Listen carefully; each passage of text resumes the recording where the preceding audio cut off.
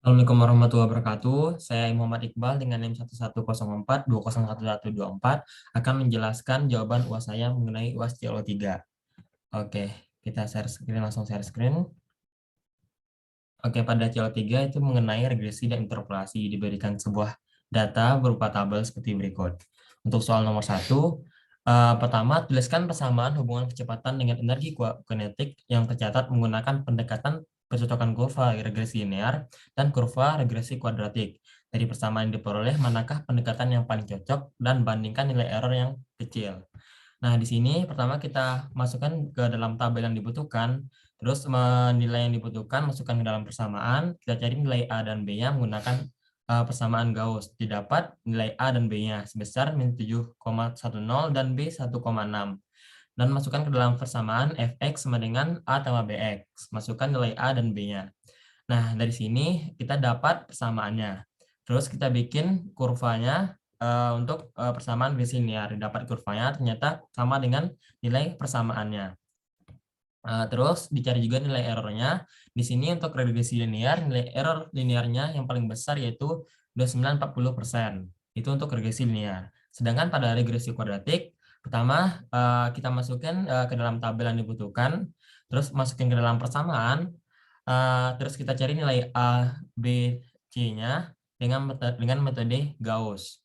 Di sini kita dapat nilai A, B, C-nya, terus masukin dalam persamaan fx. Nah, untuk regresi kuadratik, nilai fx-nya didapat 0,11 ditambah 0,0677x ditambah 0,483x kuadrat. Terus kita cari juga untuk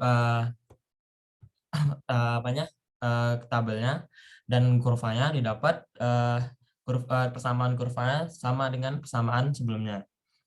Oke, untuk error kuadratiknya itu yang paling besar yaitu 34% pada regresi kuadratik. Di sini dapat disimpulkan error kuadratik lebih kecil dibandingkan error pada regresi linear yaitu 34%. Itu untuk soal nomor 1. Untuk soal nomor 2, itu hitunglah energi kinetik benda pada saat kecepatan 15 meter per sekon dengan pendekatan interpolasi linear, kuadratik, dan kubik. Yaitu kita bebas memilih datanya yang mendekati 15 meter per sekon. Nah, untuk interpolasi linear kita ambil dua data, yaitu data di 12 sama 16, yaitu data keempat dan 5. Jadi, pertama kita catat tabel yang dibutuhkan, kita masukkan ke persamaan, terus kita bikin dengan metode Gauss. Didapat nilai A0-nya min 5,75 dan A1-nya 1,175.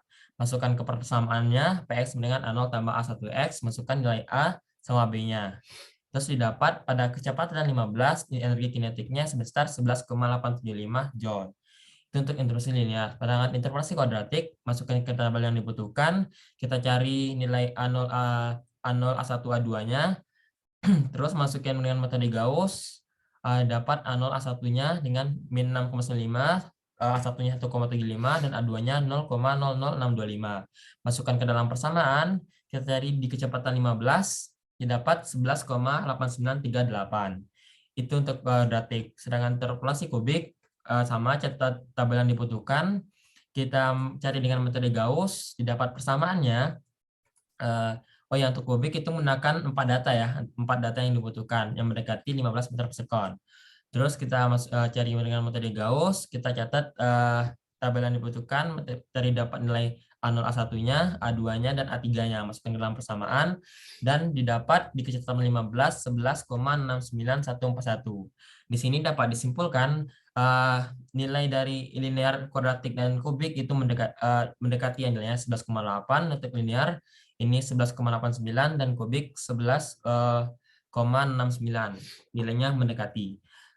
Terus untuk soal nomor 3, itu hitunglah kecepatan mobil pada kecepatan 22 meter per sekon dengan interpolasi Newton dan Lagrange menggunakan 5 data secara bebas. Di sini menggunakan data 0 sampai 4 ya, 0, 4, 8, 12, dan 16. Didapat dengan metode Lagrange nilai jumlah totalnya 92,4914 pada fx 22 itu 251352. Terus untuk interpolasi Newton didapat juga, catat juga tabel yang dibutuhkan.